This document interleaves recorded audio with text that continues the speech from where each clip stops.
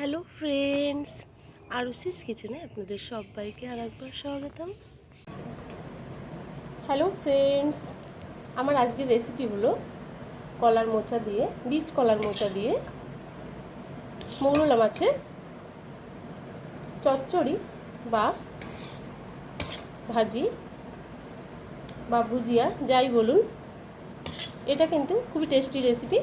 তো আমার এই রেসিপিটি বানানোর জন্য বা দেখার জন্য আপনারা মনোযোগ সহকারে আমার ভিডিওটি স্কিপ না করে শুরু থেকে শেষ পর্যন্ত দেখুন।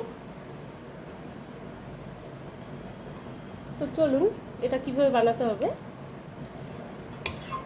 দেখে নেওয়া যাক।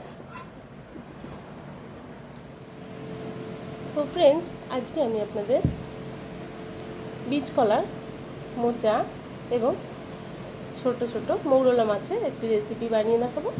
আমি এখানে একটা ছোট বীজ কলার মোচা কেটে ধুয়ে পরিষ্কার করে এবং সেটাকে একটু সেদ্ধ করে নিয়েছি এবং নিয়ে নিয়েছি একটু মৌরলা মাছ, এটাকে আমি কেটে ধুয়ে পরিষ্কার করে নিয়েছি। এটাকেও এবার আমি সর্বপ্রথমে এই মাছের গায়ে নুন হলুদ মাখিয়ে এটাকে ভেজে নেব।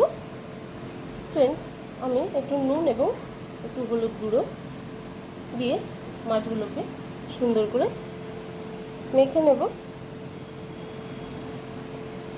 অন্যদিকে আমি গ্যাসে কড়াই গরম করে নিয়েছি।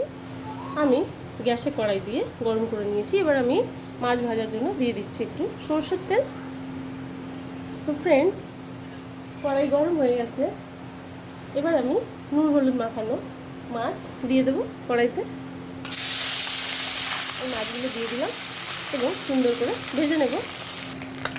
তো ফ্রেন্ডস, মাছটা ভাজা হয়ে গেছে। এবার আমি মাছগুলোকে তুলে নেব। মাছটাকে আমি তুলে নিয়েছি, কিছুটা তেল রয়ে গেছে, আমি আর একটু তেল দিয়ে দেব। তো ফ্রেন্ডস, এবার আমি তেলের উপরে দিয়ে দেব গোটা সাদা জিরে এবং দিয়ে দিচ্ছি দুটো ছোট সাইজের তেজপাতা।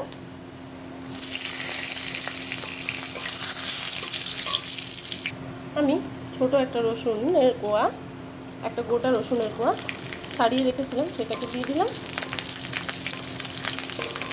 রসুনের কোয়াটাকে একটু ভেজে নিয়েছি। এবার আমি 1.5 পিস পেঁয়াজ কুচি কুচি করে কেটে নিয়েছিলাম, সেটাকে দিয়ে দিলাম। তো ফ্রেন্ডস, পেঁয়াজটা আমি সুন্দর করে ভেজে নিয়েছি। এবার দিয়ে দেবো একটু নুন, দিয়ে দেবো একটু শুকনো লঙ্কার গুঁড়ো। আমি এখানে প্রায় 1 চামচ মতো শুকনো লঙ্কার গুঁড়ো দিলাম। দিয়ে দেবো দুটো কাঁচা লঙ্কা, সেটাকে আমি চিড়ে দিয়েছি। দিয়ে দেবো ছোটো চামচের 1 চামচ হলুদ গুঁড়ো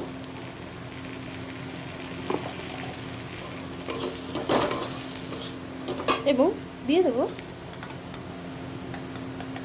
1 চামচ জিরে বাটা, দিয়ে দেবো 1 চামচ আদা বাটা। এবার আমি সমস্ত মশলাগুলো পেঁয়াজ রসুনের সঙ্গে আর একটু কষিয়ে নেব। ফ্রেন্ডস, একটু জল আমি দিয়ে দেবো যাতে মশলাটা পুড়ে না যায়, তার জন্য একটু জল আমি দিয়ে দিলাম।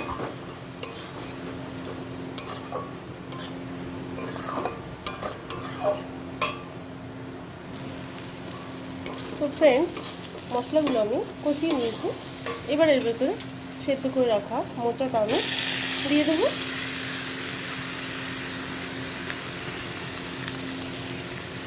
দিয়ে এটাকে আমি মশলার সঙ্গে একটু ভেজে নেব। তো ফ্রেন্ডস, এবার আমি ভেজে রাখা মাছগুলোকেও এর ভিতরে দিয়ে দিলাম। দিয়ে একই সঙ্গে একটু কষিয়ে নেব। বেশ 2-3 মিনিট এটাকে কষিয়ে নেব। লক্ষ্য রাখতে হবে যেন নিচে থেকে মশলাটা ধরে না যায়। এটা কিন্তু খেতে খুবই ভালো লাগবে, খুবই টেস্টি একটা রেসিপি।